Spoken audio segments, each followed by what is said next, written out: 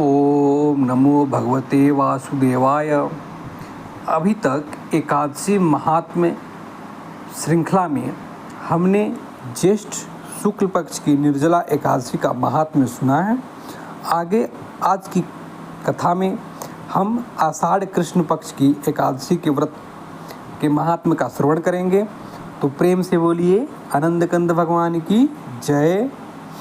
युधिष्ठिर उवाच ज्येष्ठ शुक्ले निर्जलायां महात्म्यं वैश्रुतं मया आषाढ़ कृष्णपक्षितो किं नाम एकादशी भवेत् कथयस्व प्रसादेन ममाग्रे मधुसूदन। युधिष्ठिर बोले, हे महाराज, ज्येष्ठ के शुक्ल पक्ष की निर्जला एकादशी का महात्म्य मैंने सुना। आषाढ़ कृष्ण पक्ष की एकादशी का क्या नाम है?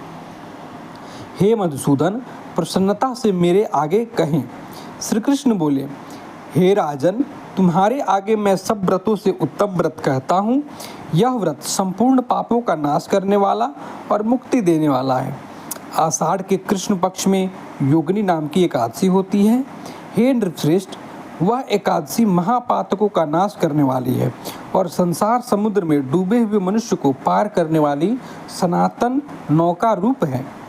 हे नराधिप, तीनों लोकों में यह योगिनी सारभूत है।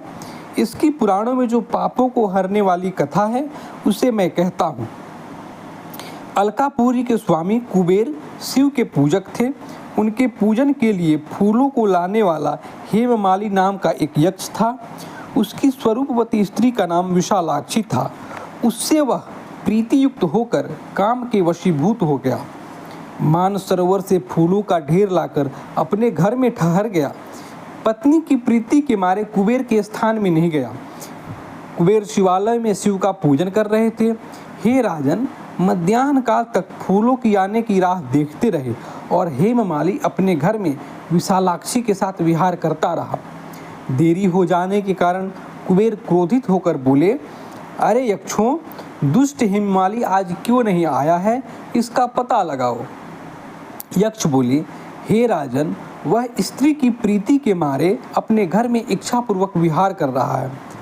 उन यक्षों के वचन सुनकर कुबेर बहुत ही क्रोधित हुए और उस फूल लाने वाले हेममाली को शीघ्र ही बुलवाया। काल व्यतीत हुआ जानकर वह भय से व्याकुल हो गया। वह कुबेर के पास आया और उसने नमस्कार किया। उसे देखकर कुबेर की आंखें क्रोध से लाल हो गई।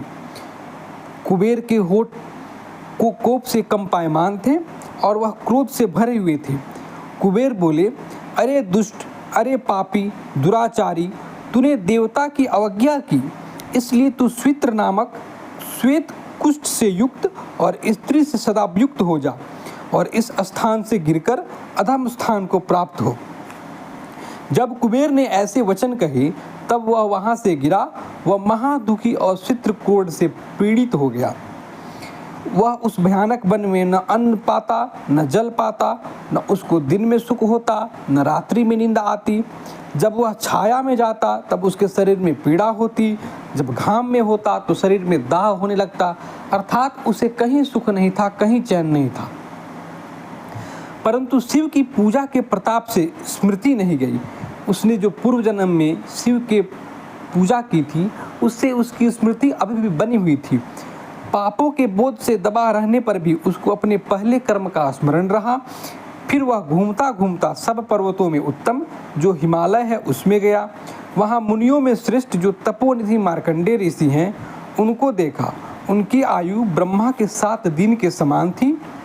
ब्रह्म सभा के समान जो ऋषि का आश्रम था वह उसमें गया। उस पाप कर्म करने वाले ने दूर से उनके चरणों में नमस्कार किया। तब मार्कंडेय मुनि उस कोढ़ी को देखकर दयावश उसे बुलाकर बोले, तुझे कुष्ठ किस लिए हुआ है और तू किस लिए निंदित हो गया?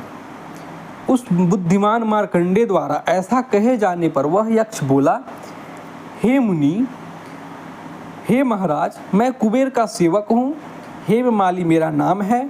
मैं प्रतिदिन मानसरोवर से पुष्पों का समूह लाकर शिव के पूजन के समय कुबेर को देता था। एक दिन मैंने काला लोप किया, अर्थात मैंने देर लगाई। स्त्री के सुख में लगा हुआ मैं काम से व्याकुल हो गया। हे मुने, उससे क्रोधित हो कुबेर ने शाप दे दिया। मैं कोढ़ी हो गया और स्त्री से पृथक हो गया। अब मेरा कोई ऐसा शुभ कर्म उदय हुआ है जिससे मैं आपके समीप आया हूँ। सज्जन का चित्त स्वभाव ही पराये उपकार में समर्थ होता है। हे मुनिश्रेष्ठ, मुझ पापी को शिक्षा दीजिए। मार्कंडे बोले, तुमने सच कहा, झूठ नहीं कहा। इससे मैं तुझे कल्याण देने वाले व्रत का उपदेश करता हूँ। तू आषाढ़ के कृष्ण पक्ष में योगिनी नाम की एकादशी का व्रत कर। इस व्रत के पुण्य से तू निश्चय कुष्ठ से छूट जाएगा। मुनि का यह वचन सुनकर पृथ्वी में हेममालिनी ने दंडवत प्रणाम किया और मुनि ने उसे उठाया। वह बहुत ही प्रसन्न हो गया। मार्कंडे मुनि के उपदेश से उसने उत्तम व्रत किया। उस व्रत के प्रभाव से वह देवरूप हो गया, स्त्री के संयोग को प्राप्त हुआ और उत्तम सुख भोगने लगा। हे नृपश्रेष्ठ, ऐसा योगिनी का व्रत मैंने तुमसे कहा। जो 88,000 ब्राह्मणों को भोजन कराता है, उसके फल को योगिनी व्रत करने वाला मनुष्य स्वतः प्राप्त करता है। महापापों को शांत करने वाला और बड़े पुण्य फल को देने वाला आषाढ़ कृष्ण पक्ष की एकादशी मैंने तुमसे कही। प्रेम से बोलिए आनंद कंद भगवान की जय। ओम नमो भगवते वासुदेवाय।